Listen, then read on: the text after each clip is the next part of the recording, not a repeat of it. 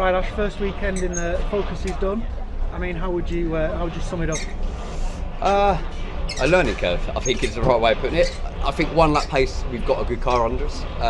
There's still a little bit we need to unlock, but I think ultimately it's a good little package. We just maybe underestimated race day a little bit, if I think is the right way of putting it. We made changes but didn't make big enough of the changes, and the track development and temperature increase, we're kind of counteracting the changes that we were putting in. So it wasn't until the last race that we kind of went a bit mad with some of the changes we were doing in the car, that we started to unlock that potential.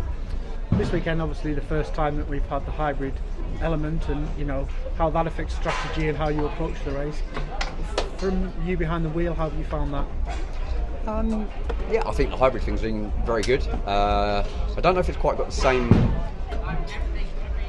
effect as what ballast has, if that makes sense. I think when we had ballast in the cars, you can see drivers dropping back down the order a little bit more, but the hybrid, I don't know if it's the same effect, but in terms of deploying it, using it on track, I've enjoyed it. It's been a good experience, and it's another element that us as drivers have to think about in terms of our strategy. So that's quite good and quite key.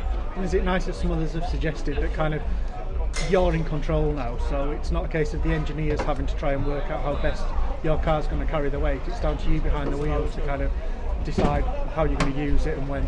Yeah, I think that's the correct way of looking at it, and we still got that relationship between the driver and engineer, and getting that ultimate setup right, between when to use it, when not to use hybrid. But ultimately, it's just about that.